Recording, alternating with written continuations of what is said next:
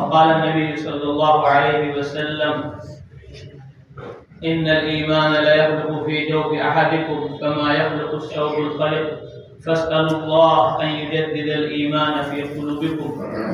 وقال النبي صلى الله عليه وسلم جددوا إيمانكم. قيل يا رسول الله وكيف نجدد إيماننا؟ قال أكثروا من قول لا إله إلا الله أو كما قال رسول الله صلی اللہ علیہ وسلم. میرے بھائیو، دوستو، بزرگو، اللہ جل جلالہ عمن والہ نے اپنی لا شک لا ریب کتاب قرآن مقدس میں ہم سب سے خطاب کیا. فرمایا یا ایھا الذین آمنوا، اے ایمان والو مسلمانوں، لا الہ الا اللہ محمد رسول اللہ کا اقرار کرنے والوں، قوا انفسکم واہلیکم نارا، اپنے آپ کو اور اپنے گھر والوں کو اس آگ سے بچاؤ جس کا ایندھن انسان اور پتھر ہوں. علیہا ملائکۃ غلاظ شداد لا یعصون اللہ ما امرهم ویفعلون ما یؤمرون، اور جہنم پر ایسے سخت زبردست فرشتے مقرر ہیں لا یعصون اللہ ما امرهم، جو اللہ تبارک و تعالیٰ کی نافرمانی نہیں کرتے، اس کے حکموں کو بجا لاتے ہیں. وَيَفْعَلُونَ مَا يُؤْمَرُونَ، جو ان کو حکم دیا جاتا ہے اس کو وہ پورا کرتے ہیں. جہنم سے، دوزخ سے بچنے کا یہ عشرہ ہے، عشرہ اعتکاف اور عشرہ آخر رمضان، اس لیے ہے تاکہ اللہ تعالیٰ اپنے بندوں کو جہنم سے نجات عطا فرمائے، دوزخ سے نجات عطا فرمائے. اللہ تعالیٰ اپنے بندوں کو عذاب دینا نہیں چاہتے.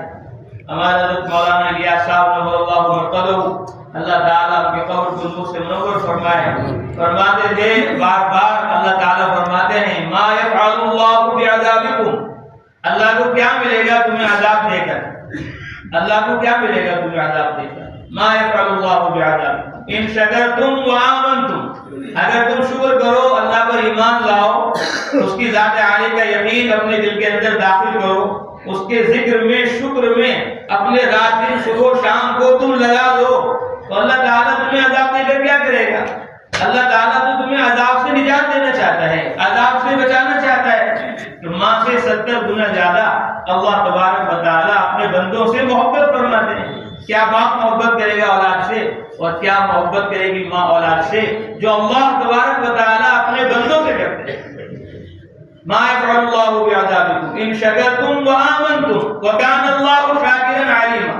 اللہ تبارک و تعالیٰ بڑا قدردان ہے، وہ جانتا ہے کون اس کے پاکیزہ مقدس گھر مسجدوں میں آ رہا ہے نماز کے لیے، کون مسجدوں میں آ رہا ہے تعلیم کے لیے، کون مسجدوں میں آ رہا ہے تزکیے کے لیے، تصوف کے لیے، کون مسجدوں میں آ رہا ہے اللہ کے ذکر کے لیے، اللہ کی یاد کے لیے، اس کے انعامات اور احسانات کا شکر ادا کرنے کے لیے. اس کو علم ہے کہ میرے بندے میری طرف متوجہ ہیں رمضان المبارک کی راتوں میں، میرے بندے متوجہ ہیں، میرے بندے متوجہ ہیں رمضان کے دنوں میں، میرے بندے متوجہ ہیں علم کے ذریعے، میرے بندے متوجہ ہیں ذکر کے ذریعے، میرے بندے متوجہ ہیں تلاوت کے ذریعے، توبہ کے ذریعے، استغفار کے ذریعے.